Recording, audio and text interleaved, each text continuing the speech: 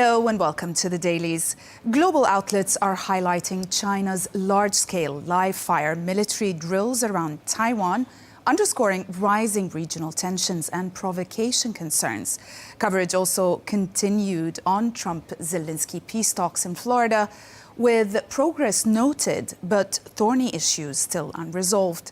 Markets are also in the spotlight, with global stocks near year-end record highs amid thin trading and rate cut expectations. We'll start with the diplomatic efforts to end the war in Ukraine. The Washington Post focused on cautious optimism following talks between President Trump and Ukrainian President Volodymyr Zelensky, aimed at ending the war in Ukraine. The piece highlights renewed diplomatic momentum, with the U.S. offering to facilitate talks with Russia in January, while underscoring unresolved hurdles such as territorial control and long-term security guarantees. The report also spotlights Trump's mixed signals, saying they reflect the complexity of the negotiations. It also notes Zelensky's proposals that show progress, though Russia's commitment to compromise remains the central unanswered question. The New York Times reviews Ukraine's newly revised 20-point peace plan, presenting it as a comprehensive but fragile roadmap towards ending the war. The explainer outlines areas of progress between President Trump and President Zelensky, particularly on security guarantees and reconstruction, while underscoring major unresolved disputes over territory and energy infrastructure. The piece emphasizes Russia's continued resistance to compromise, making clear that despite diplomatic momentum and optimistic rhetoric, the plan faces steep political and military obstacles before peace becomes realistic. The Independent framed Volodymyr Zelensky as a more agile player than Donald Trump assumes in the emerging peace talks. While Trump casts himself as the dealer and Vladimir Putin as entrenched, the editorial argues that Zelensky is quietly reshaping the game through calculated concessions and a bold proposal for a referendum on borders. The article contends that while the move is risky, it follows the Constitution and could reveal who genuinely wants peace, ensuring any agreement is backed by the will of the people rather than imposed by force. The Telegraph published this political cartoon that uses dark humor to comment on Russia's war in Ukraine through a New Year's theme. As you can see here in this cartoon, the panels show Vladimir Putin announcing it's time for a resolution, building expectations of reflection and possibly compromise. Instead, the final reveal delivers a grim twist, as you can see. His resolution is to continue the war until victory.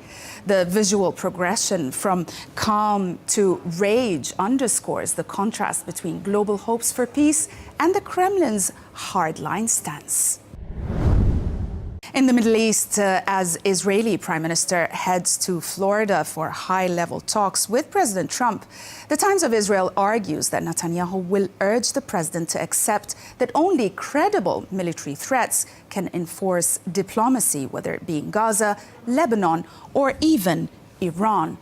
The analysis notes that while both leaders agree on demilitarizing Gaza and blocking Iran's recovery, Netanyahu doubts that Hamas or even Hezbollah will disarm voluntarily.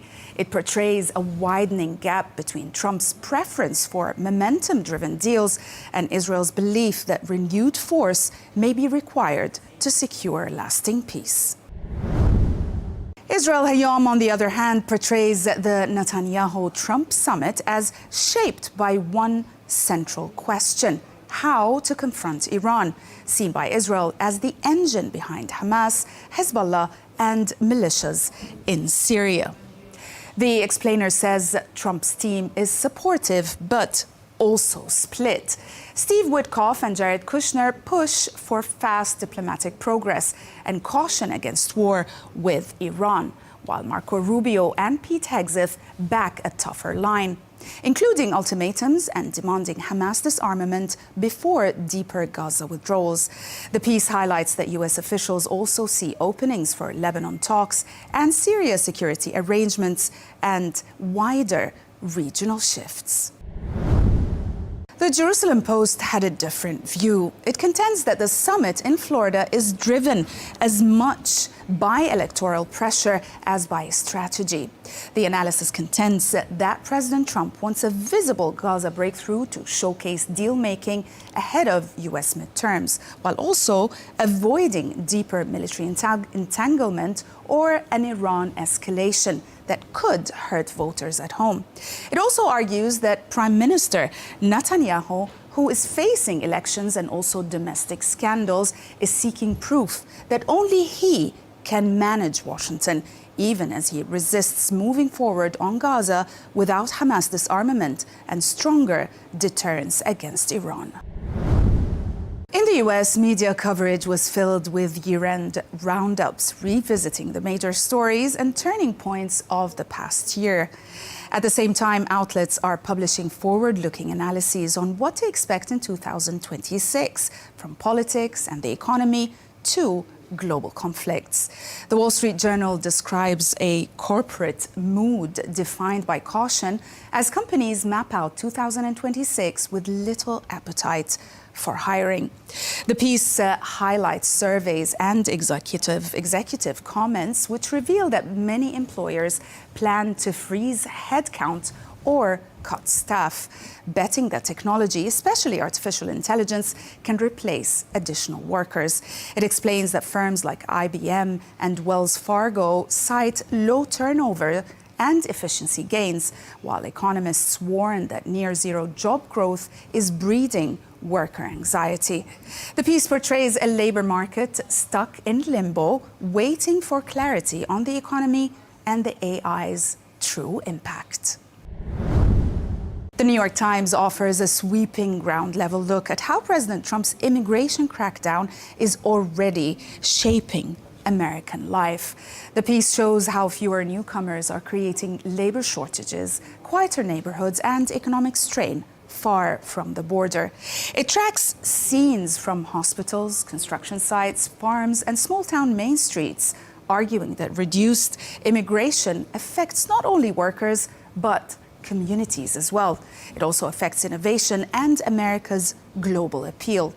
While acknowledging claims that tighter policies could raise wages, the analysis suggests that costs may outweigh the gain, with an aging population, lost talent, and weakened local economies.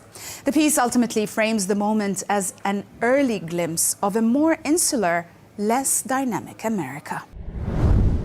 Newsweek published a map that visually tracks where US forces have carried out airstrikes under Donald Trump, Joe Biden, and Barack Obama, showing how counter-terrorism campaigns have shaped Africa and the Middle East across administrations. The map, as you will see now, highlights countries struck by one, two, or all three presidents, placing Trump's Christmas Day bombing of Nigeria a first for the country in historical context. The piece underscores that despite differing promises and political styles, US airstrikes remain a consistent tool of the post-9/11 war on terror, raising recurring questions about congressional authority, civilian harm, and the limits of executive power. And we'll end with Le Monde's obituary for Brigitte Bardot, the global film icon and champion of animal rights who died at the age of 91. The piece traces her tightly controlled bourgeois childhood, her rapid transformation to bébé, and the way fame turned into a cage for her, fed by paparazzi and public obsession. It highlights key films and cultural moments, but keeps returning to the central theme, Bardot as both myth and a wounded person. The piece recounts how, after leaving cinema in 1973, she channeled her intensity into animal rights activism, acknowledging her later political controversies as well. The obituary closes on a portrait of a global icon whose legend outgrew her own self. That's it for today. Thanks for watching the Dailies, only on Al Arabiya English.